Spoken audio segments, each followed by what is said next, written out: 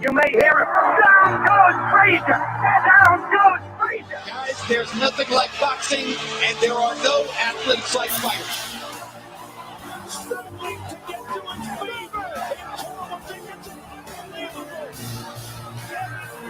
Makes another right. Or is in deep trouble again? Or is it down? Or is it down? You know, you create a fight, I guess, but the very sound of it is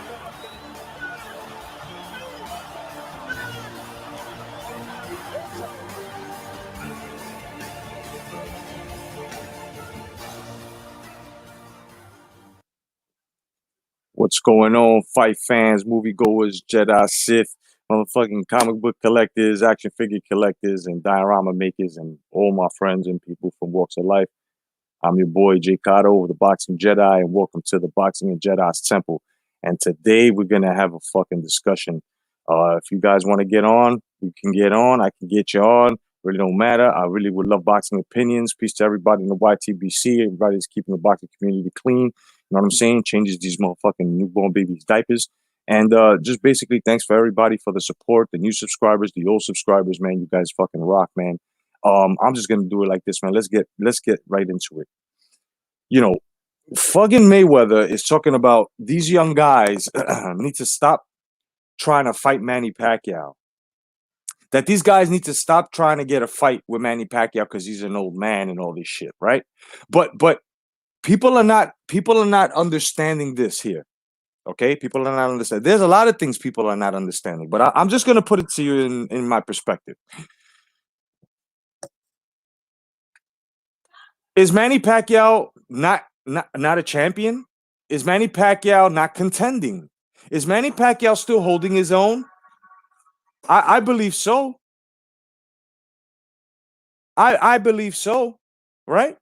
So if Manny Pacquiao is still contending, if Manny Pacquiao is a champion, if Manny Pacquiao is still fighting and holding his own and not showing any signs of deterioration, how the fuck is he, besides his age, an old man and not good? And exactly what Mayweather's saying.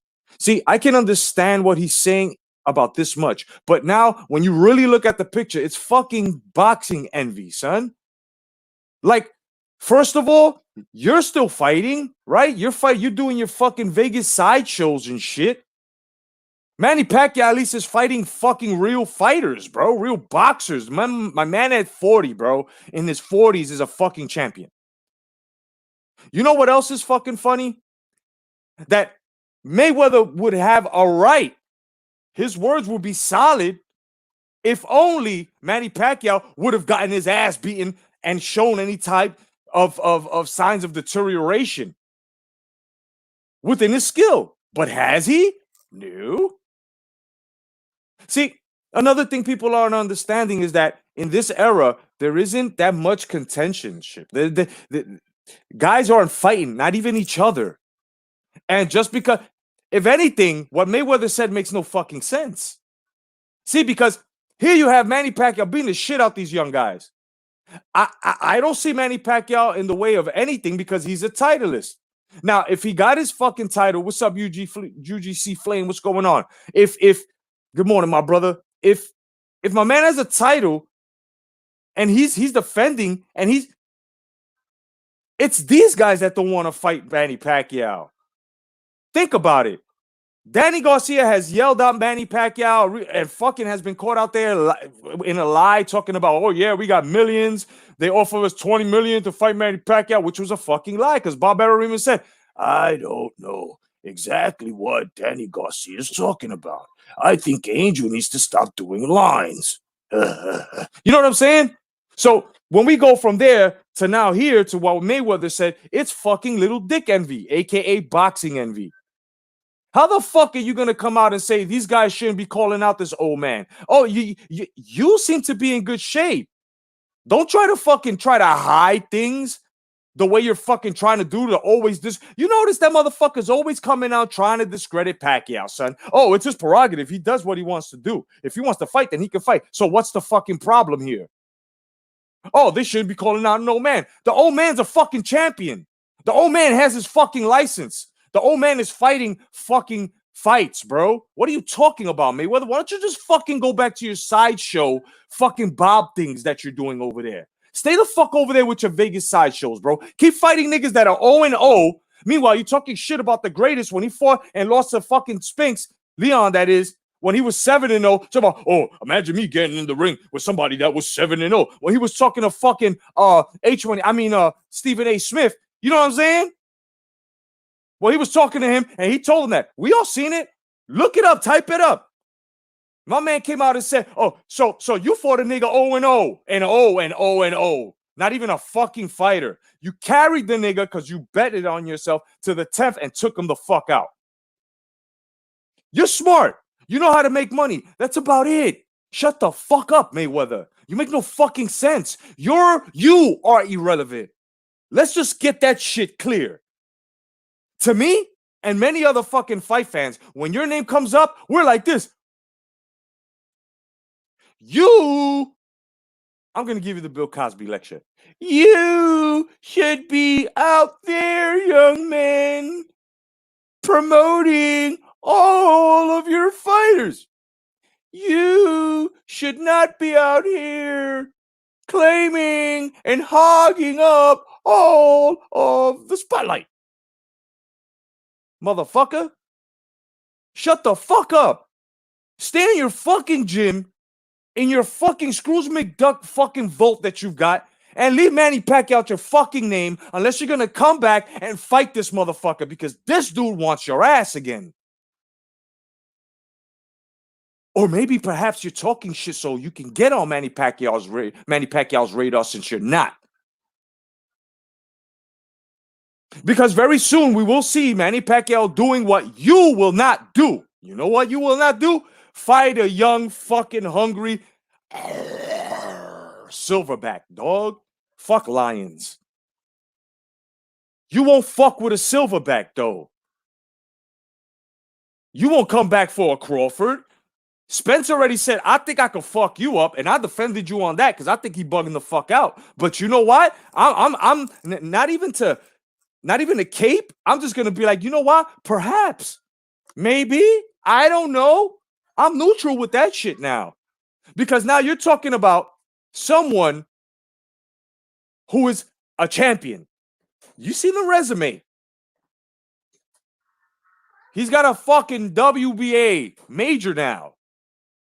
And I don't see Manny Pacquiao in the way of anything because these guys aren't even talking about unification. As a matter of fucking fact, these are the same motherfuckers that are saying, oh, man, unifications don't matter. Belts don't matter. So what the fuck are you talking about?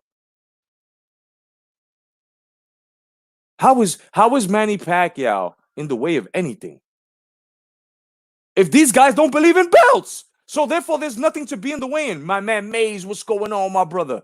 I hope you're good. That's right. New guitar man on the block. No doubt. Everybody go check out Mays. My man can shred the fuck up. He's part of the crew, man. I hope you're feeling better, my brother. No doubt. We missed you yesterday. So these are the same guys that don't want no motherfucking smoke. They don't want no belts. So I don't see anyone in the way of anything. I see Manny Pacquiao right where he belongs. Manny Pacquiao is the symbol of this, and I'm going to show you in a second. I'm going to tell you what it is in a second. Welcome, everybody, man. I'm glad everybody's here. My man, D Bravo, he goes, what up, brother? I agree with you 100%. They're counting out Pac-Man. He's still kicking ass. Exactly. But you notice the little dick envy that Mayweather has? You know what I mean? Like, if you really upscale it here, who's really more of a fucking man in boxing now?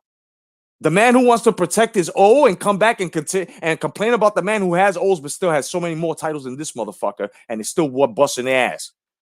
I'd rather go with that guy than this motherfucker here who says, I'm the best in the world, I'm TBE, but yeah, you're still fucking retired, you're talking shit, and when you do put gloves on, it's to fucking do some fucking hybrid boxing shit that we haven't accepted. And then you fill in that little hole with a fake ass McGregor win. Bro, we don't believe you. You need massive people, bro. Stay the fuck away from Manny Pacquiao. Manny Pacquiao is active and he's doing what he needs to fucking do.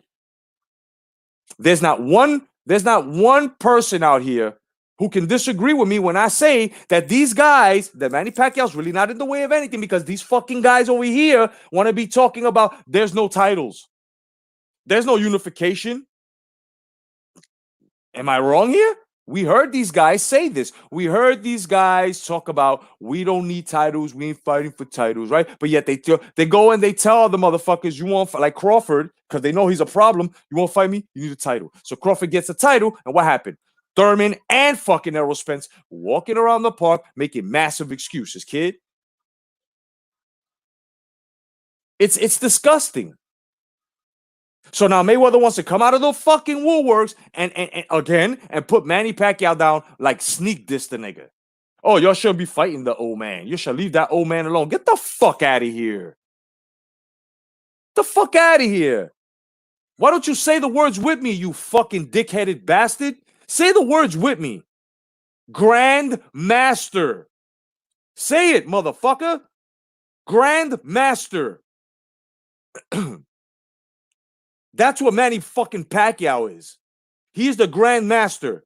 And these fucking young guys got to get past him. Don't be mad because you decided to fucking bank your legacy behind money, and Manny Pacquiao decided to bank his legacy on fucking the pugilist sport, bro. They will always remember you as just having good defense and money. And they'll know Manny Pacquiao as being a true fighting champion with many fucking straps in many fucking divisions, no matter how, and I got to break it down in syllables like this for you stupid motherfuckers, no matter how many times you motherfuckers try to take away one away from his 8. You understand now? Manny Pacquiao is not in the way of anything. Because these motherfuckers aren't talking unification in the welterweight division. They are not. So Manny Pacquiao should stay where the fuck he is, continue to fucking contend, right? Hustle for VA. What's up, dog? Welcome, man. Welcome, P Boxing. Salute, man. Welcome to the live, my brothers. I'm just talking about Manny Pacquiao on how Mayweather's wrong on what he's saying. It's that little dick envy again. You know what I'm saying? How can you count the guy out? How can you tell these? That's like Danny Garcia when Terrence Bud Crawford was calling Danny Garcia out, and he went and told motherfuckers, no, go that way. Why don't you fight somebody else? Nigga, you was the champion at that time. Niggas are supposed to fucking have you in their fucking sights.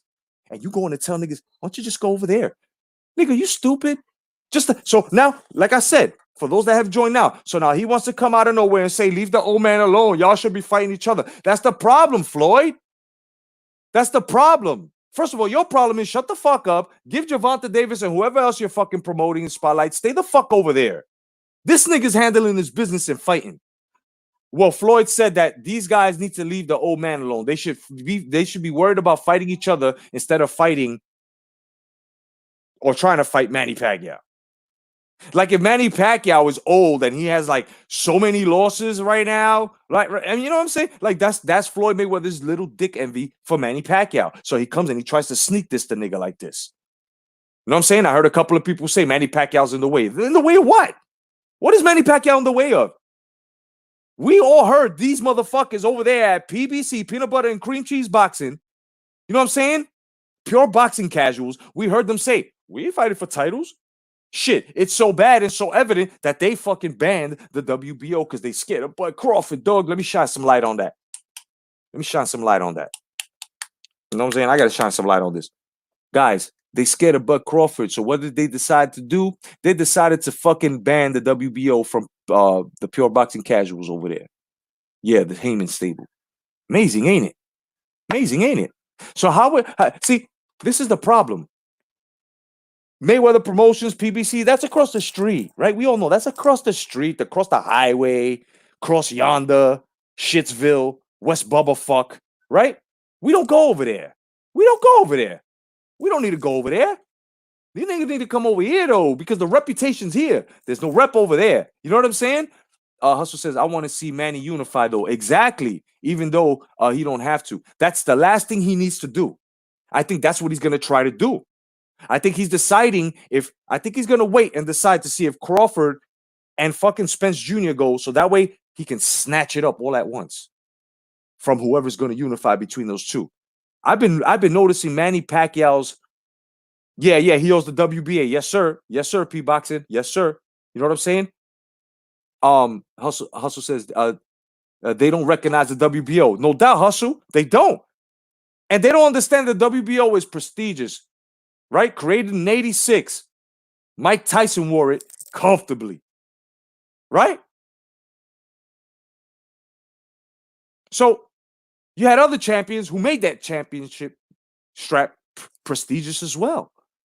So how's the WBO going to be counted out by a brand new fucking promotions that really is irrelevant? See, there are some guys that can respect boxing as a whole and accept Al Heyman, and I can't do that.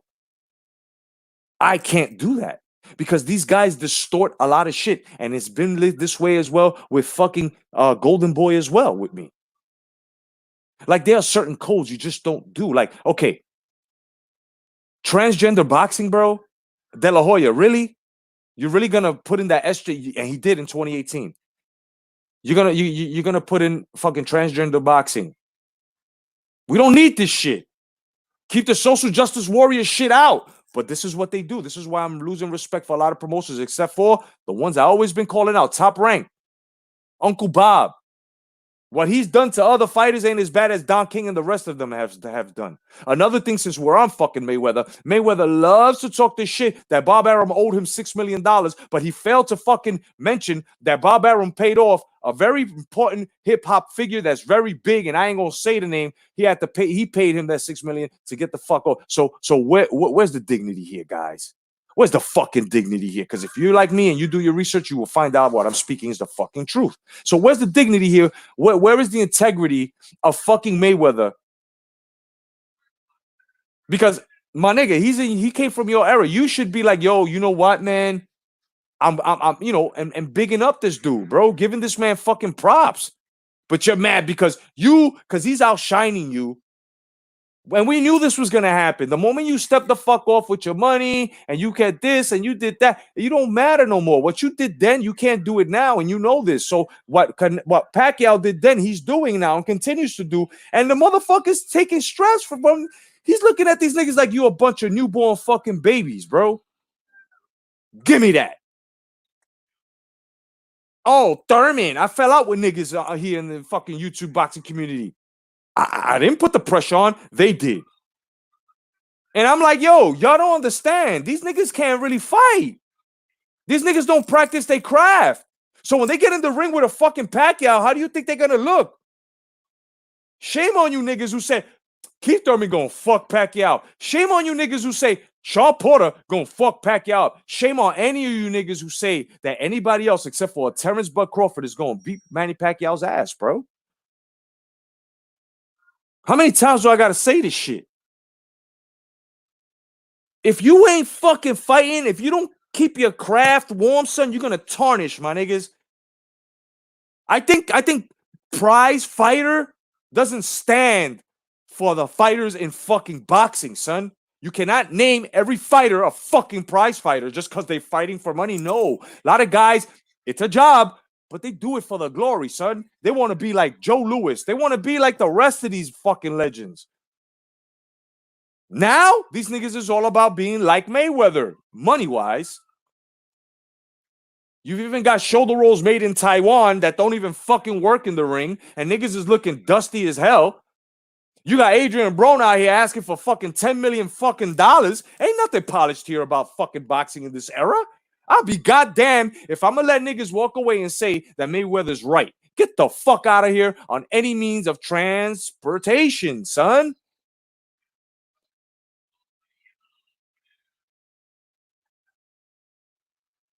There's got to be something here where motherfuckers are standing with integrity and saying, Mayweather, shut the fuck up, dog. If not, get the fuck back in the ring because Pacquiao does want to fight you. If you want to prove he's an old man, then why don't you just jump in the ring? How you going to tell a fucking, yes, old, but let's replace old with a grandmaster in boxing, right?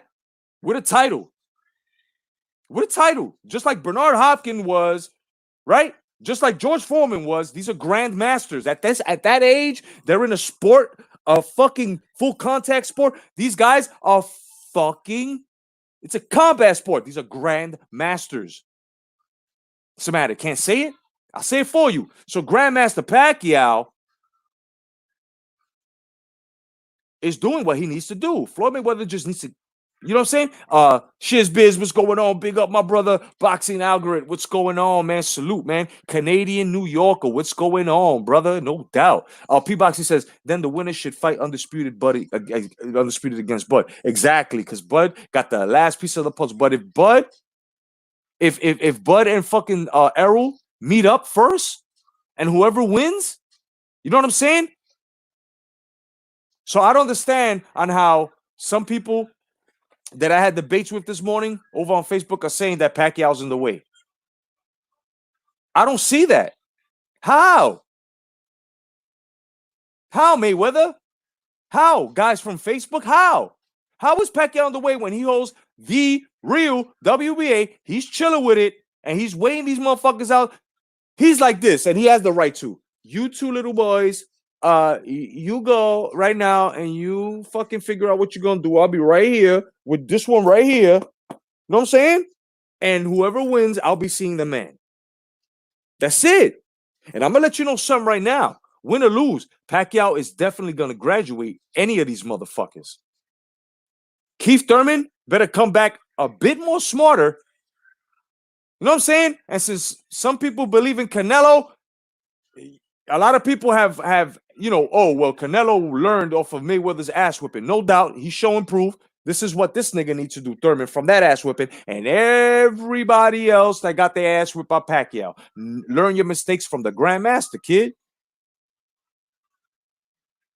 You know what I mean? No doubt, P Boxing Hustle says he can be in the way if he's not interested in unifying. Well, that's true, but that's the thing. He is interested in unifying. He is. He's not holding the belt and calling out Mayweather no more. See, these are the moves of Pacquiao. A lot of people didn't. The moves he makes are the moves that we think he's not gonna make. So you think he's not gonna do it? Watch him call for unification with one of these two. The problem with Pacquiao is, and I've been saying this for like 2 years since he's been in knee deep, right? Since he came back, I've been saying this. Everybody knows who's been subscribed to me. I laid out the whole fucking map. And it's been everything I say comes to fruition. Look, what Manny Pacquiao's doing here is his last run is gonna be unifying. That's all he needs to do. That's the only feat, bro. That's the only feat that this man has to make him one of the greatest out there, bro. Nobody fucking with this man numbers. Nobody fucking with the goal he holding. Nobody fucking with his, Tony's reviews. What's going on, brother? You know what I'm saying? So I think what he's doing is he's just waiting with the guys with the straps out because it's a fucking mess. I feel sorry for the guys that are really champions that are contending, guys that want to contend for championships and guys that are defending. I feel sorry for these guys, man. Like Crawford, Pacquiao, motherfuckers like Loma, guys that want these fights, but then there's really nobody practicing their craft or fighting each other 2-3 times anymore to say that I am the fucking man. Nobody's doing that shit no more. And that's the whole thing, Hustle. He can't be in the way at all. You know why? Because there is no unifying with these fucking dickheads. These guys already screamed out. We ain't fighting for titles. We don't need no unifications. Isn't that what PBC said? Everybody from heavyweight all the way down to welters. All these guys have already said, we don't fight for titles. We're not unifying. Right? But then when they get a title, they don't even, and you start to tell them, let's unify. Look at Andre calling the Charlos out. Look at a lot of guys want to unify, and no. Give me a reason why Charlo don't want to unify with Andre. Because Charlo is saying what? What? What is he saying? Go ahead. Prove my point. What is he saying? Anybody? Jacal, what's going on, brother? Good morning, brother. Good afternoon as well. Go ahead. Because whatever he says makes no fucking sense. Charlos, plural, whoever. Whoever in the fucking sport has a strap and is saying, I want to unify. I'm not looking for unification. Pacquiao ain't never say that. So this is why I say there is no such thing as in the way for Pacquiao. Pacquiao's not in the way. because these guys are not looking at unification. Only guy that's looking for a unification bout, and he's not even down with them, thank the Lord, is Bud Crawford. And that fight may be made now. You know why? Because Pacquiao's not under fucking peanut butter and cream cheese boxing anymore. He's rocking. He's got he's under Conor McGregor's promotions now. So what makes you think that Pacquiao is not gonna say, okay, 2 titles, more money, pay-per-view, I get ready again? Okay, yeah, I see it. Good future. Very good future. Brady, I'm ready to fight again, Brady. That will be, and I said it way before these niggas were, Errol Spence Jr. Thurman is the super fighter. No. And it looks like it's coming to fruition. The super fight in the welterweight division, the super fight that we should wait for is Pacquiao Crawford. These are two gentlemen that are willing to fight each other and willing to unify between anybody else in that welterweight division because nobody else is talking about unification. What up, Ross Clyde? Nobody else is talking about unification. If you really want to take a look down into the welterweight division in the fucking PBC over there across the highway in West Bubblefuck, and you want to come on here and tell me that these motherfuckers are talking unification, please show me receipts. Please show me receipts. Because ain't nobody over there talking unification. Pacquiao, Crawford, and everybody else, and you know, on our side of the street, civilization, we're talking unification. We're talking undisputed too. There's a lot of deep conversations on our side of the street as to these motherfuckers are just talking money. Know what I'm saying? You know, Tony, you got to get rid of that notion, dog. Just like everybody else got to get rid of that notion. I don't want to see Pac versus Bud because I think that he's going to retire him. Listen, if he does, fuck it. He does. This is what it's about. Passing the torch correctly. And you know what, my brother? It would be wonderful if Crawford was to retire Pacquiao in the righteous way and the torch is passed to him and he goes, okay, bud, you the man now. You kick my ass here to touch. You go represent boxing now. You do what you got to do, you man. Right? That's going to be awesome. And even if Pacquiao gets ruined in that fight, it won't matter because in his heart, he would know that's his last fight. As a matter of fact, I'm going to go on a limb. Whoever can get an interview with Pacquiao, ask him, if you was to fight Bud Crawford, would you consider that your last match because you've unified? He would tell you, yeah. You can't look at it no other way. Mark 37, what's going on, brother? So I'm not scared of Pacquiao, just like I'm not scared of Mike. Look, if let's look at something here. If Deontay Wilder, and we're talking about the old man factor here, if Deontay Wilder was to call out Mike Tyson, you think I would be scared for Mike Tyson, bro? Do you think I would be scared for Mike Tyson? No. No. Why would you? Because he's 53? But you also got to understand Mike Tyson's Mike Tyson's way more, even in this age, is way more professional than fucking Wilder would be. Mike Tyson's training camps would be way more efficient for fucking Tyson. He would have the only specialist coming back, helping him know him. I'm telling you, he would come back but much more prepared than any of, because these guys don't do what these guys are supposed to be doing. You're supposed to be in that gym. You're supposed to be running. You're not supposed to be drinking, coming back, looking like a fucking swollen Cabbage Patch Kid, fucking you on live all the time, and fucking Instagram and throwing parties and drinking. Get the fuck out of here with that shit. The only time our champions partied was after the fucking fight. That's it.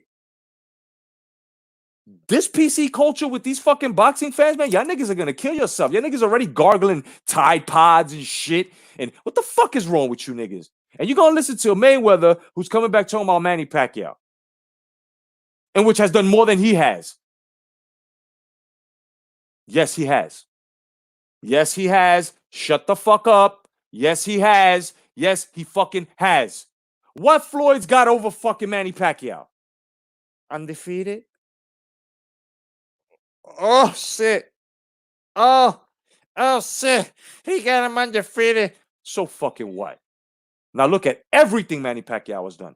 So Floyd Mayweather, you need to stop fucking talking on Pac's fucking legacy. Pac is doing what you were supposed to be doing. You weren't supposed to retire. You got comfortable, my nigga.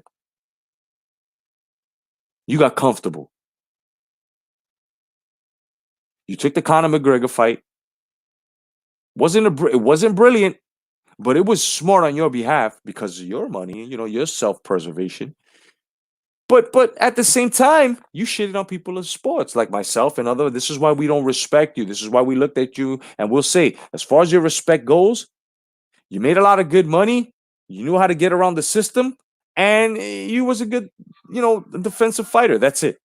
Everything else, we all know what comes with that. It's not opinion. It's fact. It's on paper. Even when you go look at it, motherfuckers done moved up. Niggas done took TUEs suspiciously. I mean, a lot of, niggas can wear fucking gloves. You know what I'm saying? I mean, come on, son. Niggas couldn't get vitamin shots. Nah. If I ever speak on Floyd Mayweather, it is going to be Pretty Boy Floyd. That's it. I don't give a fuck about money. You know why I don't give a fuck about money? Because Money Mayweather is one narcissistic, jealous ass nigga, dog.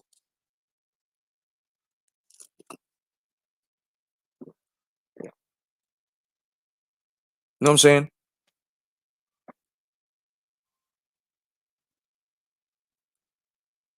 Floyd had beat more world champions. Here we go with that talk again. Does somebody want to explain to him exactly why that's not really that viable? Because we all know that it's padded. We all know that there were stipulations. I just went through like a whole list of these things. This is why I don't look at Floyd. You know what I'm saying? After when he became Money, I can't look at him like that. I'll respect him while he was Pretty Boy. That was a one fighting motherfucker, boy. That Floyd boy, had he bought that Floyd and had the same attitude, bro. But then he went hip hop. Went, you know what I'm saying, and went all narcissistic and he, you know what I'm saying, and then fighting him out. You know what I'm saying? You fighting a Gotti who was already fucking worn from the fucking ward fucking. Hey, get the fuck out of here, bro. Yo, yeah, niggas are blinded by the light, son. Blinded by the light. Big time. Piece of Tommy Sotomayor. Haha. No doubt. Let me see.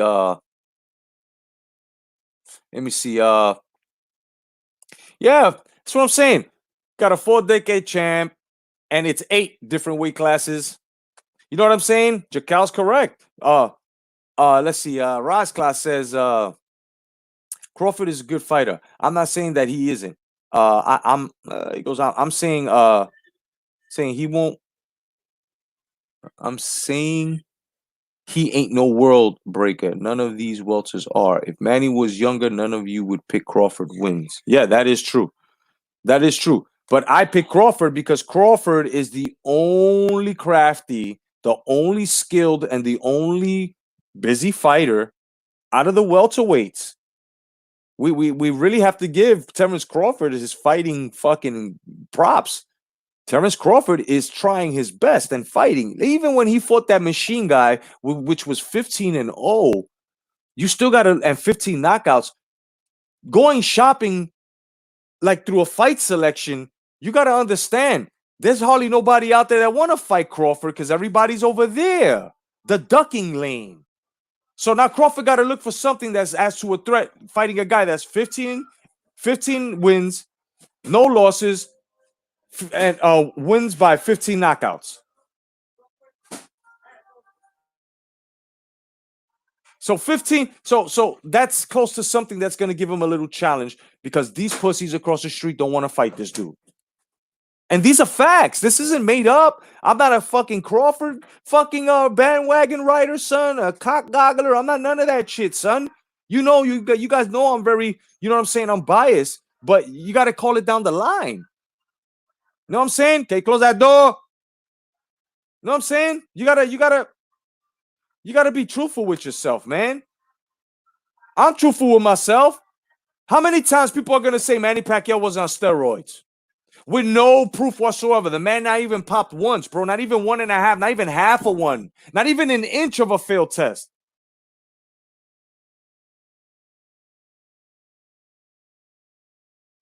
You know what I'm saying? Like not he fought all these champions, but now look at how these champions were, bro. And then look at how he made people and forced people to fucking sign contracts with stipulations behind them. Go take a walk back in memory lane and go take a look at that shitty ass fucking road that Mayweather that whole shit trail on boxing, son.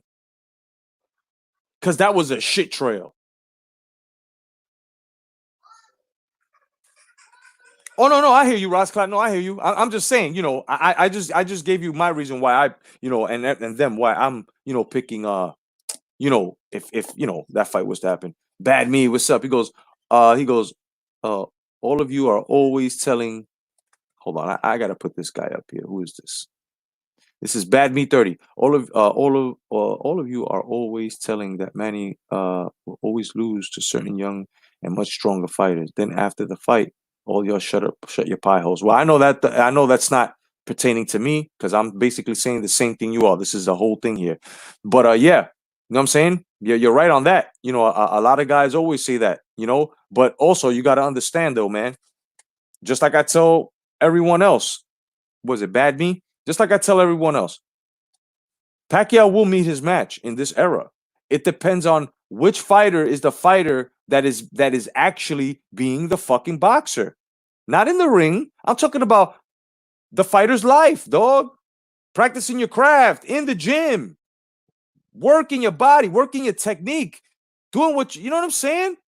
And Crawford's the only one doing that. You don't see Crawford on lives. A lot if you do is with his family or training. You don't see what these other motherfuckers out here doing, getting drunk and finger popping strippers and shit and throwing money.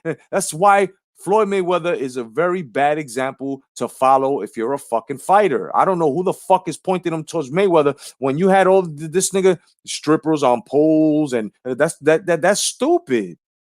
That's a facade, dog. That's not to me. Y'all dick riding hip hop niggas could do that. I'm not with that shit. I don't respect that dude for that. For every time you cheered, you shitted on legends. You shitted on the sport because he was getting away with it. He was getting away with all that shit. He was getting away with ducking young prime fighters. And for you fucking race baiting ass niggas, young black fighters, ducking all of them. Not even giving young black fighters a fucking opportunity. So what are you talking about? Like, what Mayweather why, son? That was all fucking antics, dog. That was all antics to me. And I watched boxing before Floyd Mayweather even threw on fucking gloves, dog. This is why I like to, you know what I'm saying? I love that you guys respect my opinion and anyone else that comes from that timeline, even before me. Because we know what we're talking about, bro. It's like if I put this up, right? And I try to sell you, let's just say I try to sell you this cup. Right? The shit got a hole on the bottom of it. But I'm going to cheat you out your money. So what do? I always sell it to you. I'm trying to sell it to you on a coaster, right? And if I take it off the coaster, I take it off the coaster near the table and slide it over on the table, not showing you that it has the hole. So then what happens? You buy the cup from me, you go home, you take the lid off, it's placed on the table so it looks like it's closed. When you go to pour it in, you lift the cup up. What the fuck? That's what Floyd did to boxing and to us boxing fans. DSF, what's going on, bro? Nah, but listen, DSF. We don't nut hug here, bro. We tell the fucking truth. We tell the truth here. I'm sorry. You can have your favorite boxer, but I'm sorry, you get not here, bro. You don't tell nobody to chillax when we fuck that. I'ma say it. Danny Garcia is a fucking whack ass fighter, dog. He hasn't done shit. He will never do shit, and he will never be one of the Puerto Rican greats. And I'm Puerto Rican myself. He will never be a Benitez, Camacho, Gomez, nothing like that. Nothing here. So don't come on here trying to tell everybody else. You know what I'm saying? Don't try to tell anybody else to chillax because it swole your Twinkies because you spoke on your fighter. We don't do that. He's speaking facts. As a matter of fact, ask anybody else here what they think about Danny Garcia, and they will tell you.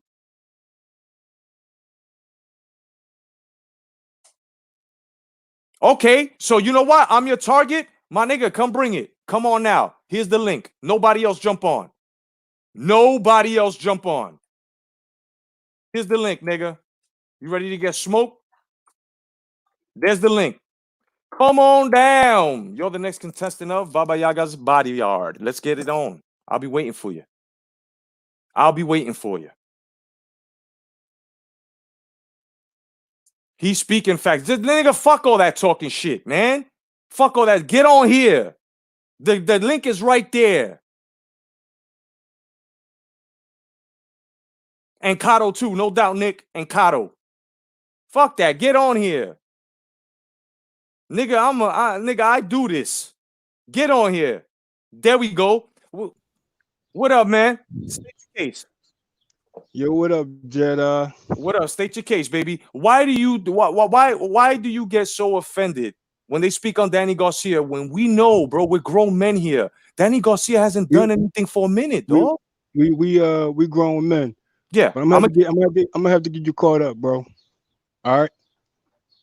I'm not sure if you're familiar with my channel, and it's a Danny Garcia Redemption channel. You know what I'm saying? And basically, what my channel based on is exposing Danny Garcia haters. You heard me? Expose me. Just get to it, dog. Get to it.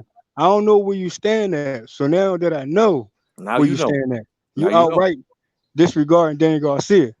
You outright hating on Danny Garcia. So let me ask you this. Who's your favorite fighter right now? Okay. Now let me answer. Mute your mic for a second, just like I did mine. Okay. First of all, I'm not hating on Danny Garcia when I'm speaking on facts. If a nigga don't have a jab and he goes in a fight, I'm just stating, right? And I say nigga don't have a jab and he hasn't shown, and when he shows a jab, it's like all undisciplinary and shit. It's facts. When I say Danny Garcia hasn't done anything for a minute, it's facts. When people say that, it's facts. My favorite fighter right now is fucking Crawford. Right now. Right now. There's your answer, brother. I'll mute mine now. Okay. Is my go? Okay, cool. Yes, sir. It's your go. The fact of the matter is Danny Garcia been consistent in his fights every single year. He only fought about what? One fight every other year during not recently, bro. So he gave you consistent fights back to back. He gave you tough fights back to back. You know what I'm saying? Also, factually, if you recap the fight, he was factually robbed twice. Because he's 7'5", Danny Garcia is 7'5" Keith, and he 8'4" Porter. Now, people want to discredit Danny Garcia when he got the better resume than the Bud Crawford. He has a better resume than the Spence. He has a better resume than the Porter, Porter and the Keith. You know what I'm saying? So he gave you consistent fights back to back. He's the cash cow. He's truly undefeated. You know what I'm saying? And the Danny Garcia haters keeps exposing themselves with false narratives. You got a favorite fighter named Bud Crawford? Cool. Bud Crawford, 3 mil low ball offer Danny Garcia. That's why the fight didn't happen, bro. You come correct when you come to Danny Garcia. You know what I'm saying? All right, you finished? You finished? Right? You finished because you ain't saying nothing. You finished? Listen. You finished? Are you finished? He got, hold on. I'm not done. You know what I'm saying? You allow me the floor. Danny Garcia, you might not like his style, but guess what? His style wins fights. Flat foot fighter, he defeated footwork fighters, bro. What are you talking about, bro? All right. So explain. You, no, you ain't exposing shit, nigga. Explain why motherfucking Peterson beat his ass. And negative. Hold on. Look at this spin, my nigga.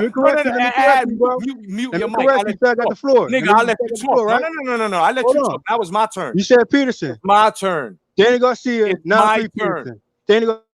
It's my turn. It's my turn. So, my nigga Mauricio Herrera beat the shit out of fucking Danny Garcia in Puerto Rico. False. What happened? False. What happened? False. My man, you jump on this shit again, dog, you lost this debate. Straight up and down. You I ain't talked lose already. nothing, but go ahead, Nigga, go on. goodbye. I fucking warned you, bro. You're not listen. This is how we do here. I ain't lose This is no how we debate, do bro. here, nigga. You ain't Nigga, you aren't here for a debate. That's why you jumped on, you fucking DSG cockdoggler, and you ain't exposed shit. Because everybody knows he ain't doing nothing. A better way than who? Peterson fucked him up. Rob Salters, nigga? Niggas fighting Rod Salters, nigga? Really?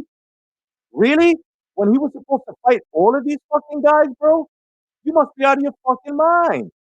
Danny Garcia, and it's a fact, ask anybody on here. But you're gonna consider us haters because we're speaking facts. So if they don't fall with a Danny Garcia victory or actually putting Garcia up on a pedestal like you do, or putting his dick in his mouth like you do, we're haters? Nigga, get the fuck out of boxing, nigga. Turn your channel off. You are fucking garbage. You don't know what you're talking about, my nigga. You fucking suck. And you just got exposed. You just got exposed big time, my nigga. You just really, really exposed yourself. Talking about, oh, I ain't debating, nigga. But you coming on here trying to expose me. What are you doing in a fucking debate, you fucking dummy? You another newborn fucking baby. This nigga just got killed. Nigga, I do this shit for real, dog. You wasn't saying nothing. You saying the same thing. So back to what I was saying. Danny Garcia ain't shit. And I don't even add him in the picture. And you're goddamn right we gotta write off Danny Garcia. You know why? Because Danny Garcia's writing himself off. And another thing that you said, you stupid motherfucker. Can you hear me now? Another thing that you said, you stupid motherfucker, you fucking who the fuck gets on YouTube and calls himself DSG? Like, nigga, get off the dick, son. That's not how no, that's more like for wrestling, nigga. The thing that you said here is exactly what makes Danny Garcia a piece of shit and bullshit to boxing right now until he picks it up. You said he fought once a year and bought us tough fights. Nigga, once a year? Once a year? Nigga, even Mayweather fought twice a year. Once a year? And then who did he fight?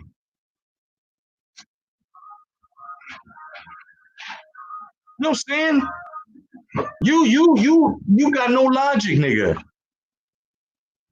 Exactly, Lewis. He already plateaued, dog. That's why I said earlier, it's too late for Danny Garcia to even try to become a Puerto Rican fucking great. It's not happening. You can't DS whatever the fuck your name is. You can't live life like this, young man. Let it go. You can't live life trying to force people to kowtow to your fucking opinions, which have no type of factual statements whatsoever, nigga. Exactly, Tony. Danny Garcia is B level. He is B level. That I will give him. He's not a C fighter, but he is failing himself. He's not a failed fighter yet, but he's failing himself. Because he's not, nigga, not you, Tony. DS, whatever his name was. My man, DSFG 38. My man, you're not really you're not really a Garcia fan, bro. You're a fucked up fan, bro. You know why? You know why?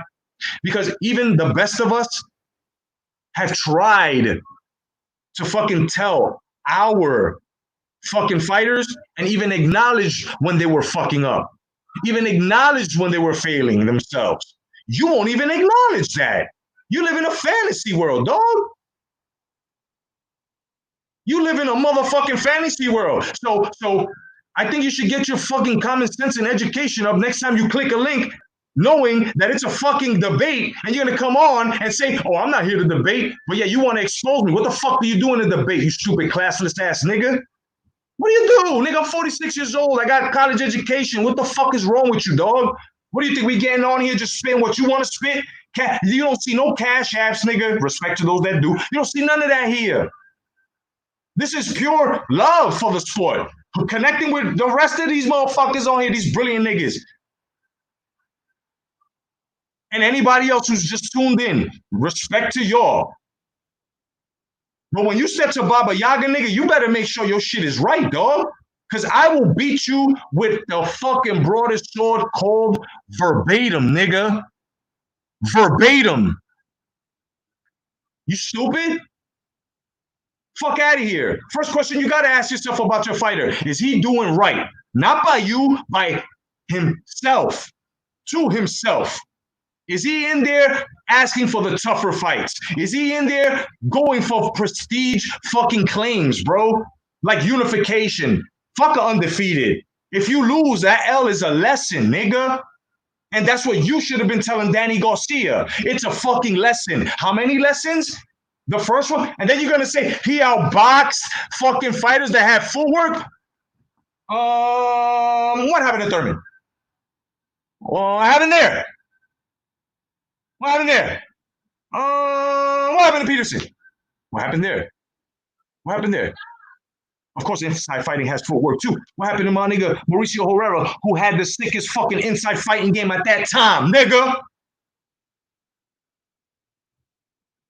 See, you only know the stats and the fighters he's fought that he's defeated, but you don't know anything else beyond that, nigga. You can't climb this electrical fence gate, nigga. You shall not pass, motherfucker. Know what I'm saying? Now, I'm going to open up the motherfucking live so you guys can get on. Anybody can get on. Let's have an interesting panel. You know what I'm saying? My boxing bros. We got to get on. We got to get on. You know what I mean? There goes the link, man, so we can all get on and just, you know, have our boxing discussions, man. Yo, peace to Red Glove Militant. You know what I'm saying? 10 players. Rosclaw 222. You know, Ring IQ. My man, you know, of course, Tony Reviews and Hustle for VA, peace to you, my brother. You know, peace to Jacal Davis, man, Luis Puente, you know, Nick Reyes, man, peace to all you Bad Meat 30. You know what I'm saying? Everybody, man, peace to all of y'all boxing heads, man. You know, and I'm sorry if I'm yelling or I'm coming apprehensive, but I'm very passionate about shit like that. You know, I, for one, I never give accolades to a fighter. I've never followed a fighter like that, bro. Like Sugar Ray Leonard is my favorite fighter of all time. When he fucked up, I was like, damn, he ain't looking too good, son. What am I going to say? Oh, the other guy got him not looking too good. I still will be wrong by saying that shit too. That's what this fucking jerk just basically finished saying.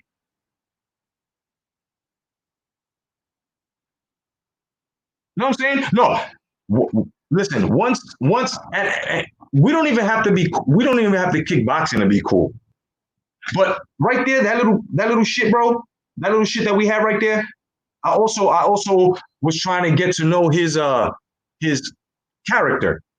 And knowing that he ain't telling the truth, kid, he a fake nigga. He a H money nigga. I ain't fucking with him, son. I can't fuck with fight fans that are like that. You know what I'm saying? Battle Rifle, what's going on, kid? No doubt. Yo, topic is open. I already put the link in. You know what I'm saying? IBT Immortal, what's going on, brother? No doubt, everybody, man. The link is in the chat. I'll put it up again. You know what I'm saying? We're talking about, you know, on how Manny Pacquiao is really not in the way of any type of unification because none of these guys, except for Crawford, is asking for unification in the welterweight division. Because we all know and we've all seen these PBC niggas who are holding straps not even talk about no type of fucking unification. If a unification was going to happen, which just happened now with Sean Porter, but that was in-house. What about out-house? Right? Because there's two straps out of there that needs the whole unification picture, the whole puzzle. And that's Crawford and Pacquiao. So why won't they venture out? And they won't. Everybody, man, welcome Tony's Review. What's going on, Tony? What's going on, man? Hey, yo, I just had to get on here and say Danny Garcia is the greatest fighter to ever fight from atomweight all the way up to heavyweight. He beat Andy Ruiz in training. We all saw it. Nobody can touch Danny Garcia. I have a flag of Danny Garcia in my room and a poster of him on my ceiling so I can look at him while I sleep. Get the fuck out of here with this bullshit. First off, Danny Garcia has lost every single fucking step-up fight he's ever had. And he's a better boxer against mobile boxers. What did Porter do to him? Porter fucked him up. And Porter, unfortunately, I like Porter, but he has also lost every step-up fight he's ever had. Get the fuck out of here. You know what I'm saying? Listen, it's not that we're taking away from Danny Garcia. Danny Garcia is taking away from himself when he does that. You know what I'm saying? Pizza IBT, what's going on, brother? Jonathan Morrison, what's up, kid? Oh, man. Yo, link is in the chat, man. Join me and Tony right now, man, for this discussion. You know, here, I just finished. It was a quick, easy shake and bake ass moment. Somebody, a DSG guy, yeah, I got a channel exposing guys who hate DSG, and he came out and fucking, I broke his mouth, and he just fucking slid off. He broke the rules, which is, you know, I gave him the mic, everybody saw, I gave him the floor, I stood quiet, now it was my turn, he wanted to cut in, and I told him, you do it again, and you lost the debate. So what happened? He spoke again, and then he was like, oh, I'm not here to debate, I'm here to expose you. What are we doing in a debate? Nigga's so stupid that he don't even know what the fuck he came on for, but just to cape. Dun, dun, dun, for fucking Danny Garcia. Okay, he was like, Danny. That's exactly what he was, bro. And the rest of these niggas too. I don't know where you're coming up with this Danny Garcia's the best shit or this TBE shit, but yo, you run into niggas like us, bro. Exactly what happened today. Not only will you get spanked, nigga, you get cut the fuck off from the tree. I ain't fucking with them motherfuckers. Danny said low ball offer, right? A low ball offer, nigga. How much? Anybody know what was the offer for Pacquiao? He came out and said at first they offered him $20 million, and like I said earlier, Bob Arum came out and said, I don't know what Danny's talking about. I mean, he said something about 20 million, right? Right. That's what he said, guys. I don't know. I think he's taking the same drugs that his father Angel's taking, you know? Danny, stop doing lines, for Christ's sake. You know what I'm saying? That's exactly, no, he didn't say that exactly, but he did say that he didn't offer him no 20 mil. Anything that these niggas would have gotten would have been, all these guys were being paid 1.5, 2.5 mil. It's now that they started getting 8, 9, 10 mil, right? And look at them. They're going bankrupt, bro. These niggas are these niggas owe their investors. They were supposed to take ESPN and they couldn't. Arum had to do that, right? Taking away our Friday night fights. God damn them motherfuckers, right? So I'm saying PBC's bad, bro. All them fighters over there, terrible. There's no contendership. I'm not even going to drop a video saying, oh, the only one is Sean Porter. That's it. To me, Sean Porter's the most consistent, the most fucking competitive motherfucker in there. Well, I would also say Gary Russell Jr., but they shelved him for so long. Like, Gary Russell don't even like the PBC. He's stuck to them, and he want to get the fuck out because they never fight him, and they never give him fights. Like, Gary Russell been wanting Tank for, like, decades. He been wanting to fight Tank since, like, 1922, and they've been hiding him. Word, man. You know, and that's exactly what I'm saying, man. Like, these guys, you know what I hate the most, guys? You know what I hate the most? When these motherfuckers come out of nowhere and they be like, oh, it's not time to fight just yet. Nigga, you stupid? You got a title. As long as you got that title, any time is the right time to fight, nigga. Tell this nigga, I'm getting my promoter to talk to your promoter. And if your promoter says, no, nigga, you niggas are up to that fucking cover girl shit. You just gonna hold the title. Don't hold the title. Let's get down, dog. But no, most of these motherfuckers just want to straight, yeah, I'm going to hold this title. I'm going to fight a nobody. You know what I'm saying? I'm going to do some WWE shit. You know what I mean? You know? And it's fucking crazy, bro. And you know what, Jonathan? The Zone, I won't mind them monopolizing it, brother. I really won't. You know why? Because at least they're giving us matches, bro. And some of them, and I'm going to say about maybe 65% of matches that we're calling for, bro. Think about that. Well, here's my thing. This is what I believe, and I'm going to bring him back up because we were talking about him in the chat. I believe Danny moved up to welterweight because he was running from Crawford when Crawford came in and cleared out the division. That's what I believe. I believe he moved up to try to get more money, and he got found wanting. He couldn't. Well, Peterson beat him before that, but he couldn't beat Thurman. And Thurman He held his belt hostage. Thurman wasn't fighting nobody before he got injured. Thurman didn't want no smoke. Know what I'm saying? He didn't want no type of fucking smoke. None whatsoever. And this is what I mean. Like, how can guys sit there and say, you want to fight? You got to get a title. Then they get the title and the excuses come. So my question here is, when do we call this a duck? Yo, this is not El Jefe. I know this is not El Jefe, the nigga that I fucking destroyed, bro. Nigga, you crazy. Get the fuck off my stream, nigga. You fucking casual ass nigga. Get the fuck off my stream. Get off my stream, bro. Get off my stream. Matter of fact, I'm banning you from my channel. I don't fuck with El Jefe, and I don't fuck with H Money, and I don't fuck with this nigga just now, DSFG, whatever the fuck your name is. Niggas like that, nah, man. Nah, you banned. Get the fuck out of here, El Jefe. Get the fuck out of Jiffy. Nigga, I just finished breaking your shit in half, didn't I? You're fucking a dead man walking, you stupid nigga. Get the fuck out of here. You know, so that's just basically, you know, all I'm saying. You know, yes, Jonathan, yes. We do need the freest markets, but at the same time, if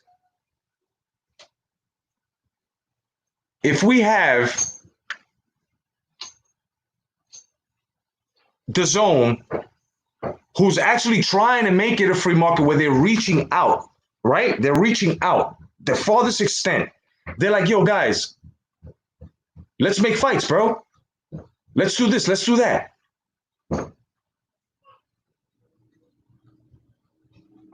Right? Let's do this. Let's do that. And what happens?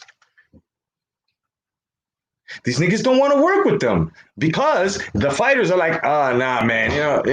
You know how many niggas from PBC were supposed to fight? A lot of guys from the zone right now had boxing been on a regular like basis type thing where, you know, all these promotions and promoters would have been working with each other. Fights that we called would have been. What's up, Carlos Mendoza?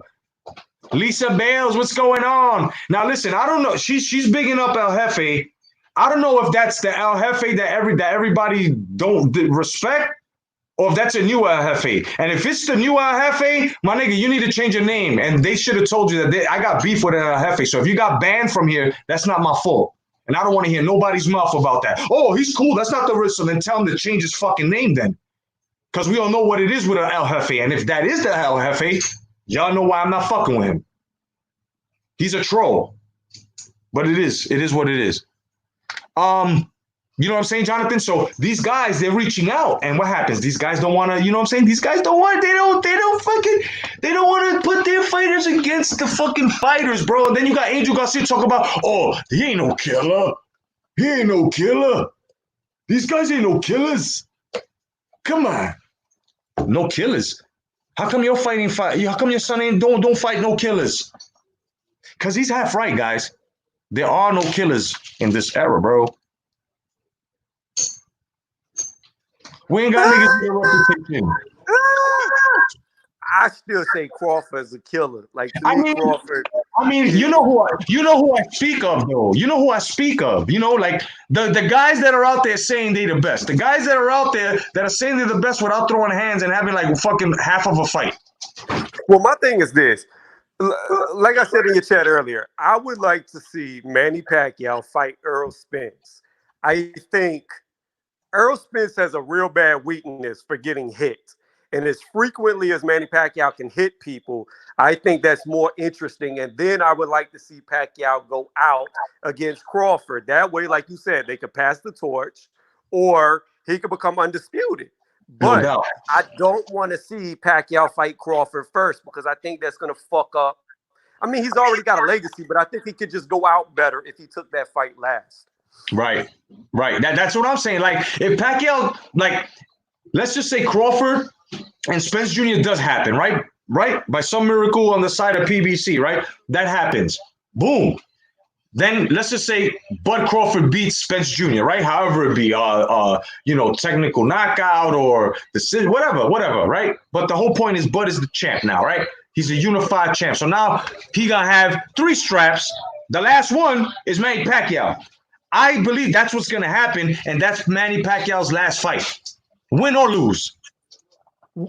Well, see, if I had a perfect world, this is what I would want. I would want the opposite. I'd want Pacquiao versus Spence, especially since Spence is coming back from his car wreck. And then I actually want to see this. I want to see Porter against Crawford, because then we will really know how good Crawford is. Because Yeah. even though Porter loses, he's never lost badly. It's always within a point. It's always a dogfight. So if Crawford comes out there and dominates Porter, then everything I've said about Crawford will be shown to be true. But I really feel like Porter is the measuring stick to see how good you really are.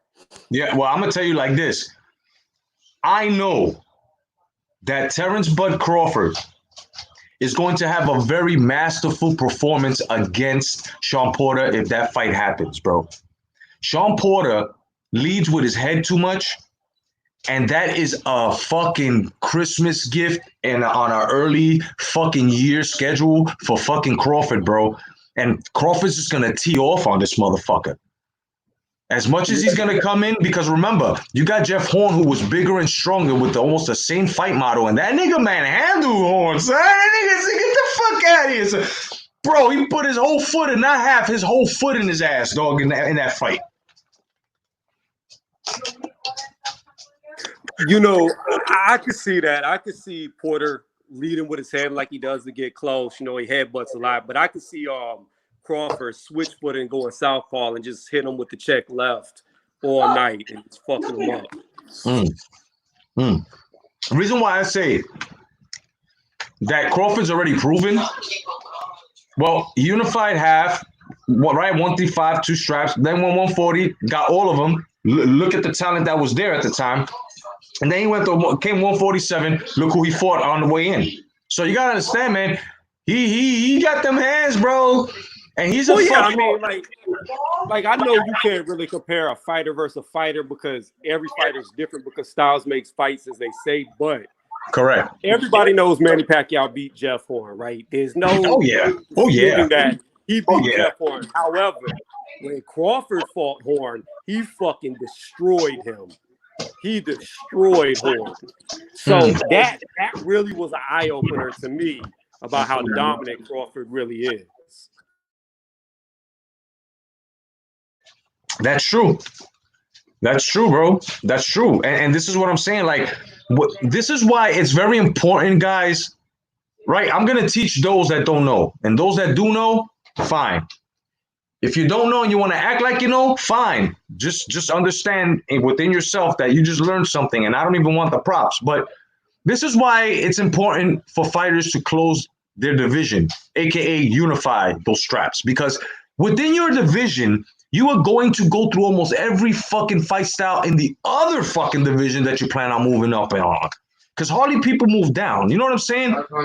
So you got to understand, man, it's very important, bro, to take those levels. Niggas don't use those levels no more. So now when you got a Danny Garcia who hasn't gone through those fucking levels, goes to welterweight, meets a legit welterweight like fucking Thurman like he did, what happened? You know what I'm saying? I mean, we got other examples too, man. We got other examples too. And we got other examples too, you know? But what do you think, though? What do you think about what I'm saying, Tony? No, I agree 1,000% with you. And that is why my number one pound for pound is Crawford. And I do not have Lomachenko number one. Lomachenko never cleared out a division. And that alone, I'm not even going to talk about the loss. But that alone is why I have Crawford better than him because, you know, a lot of these multi-division champions, not saying Pacquiao, because, you know, Pacquiao fought hard opponents. But a lot of these guys that move up, they go for the weakest champion, get a belt, just defend the title against easy opponents, and they go up again for the weakest champion just to be a multi-division weight champion. And really, they didn't beat nobody. They didn't beat the man of their division they came from. And it shows. Yeah.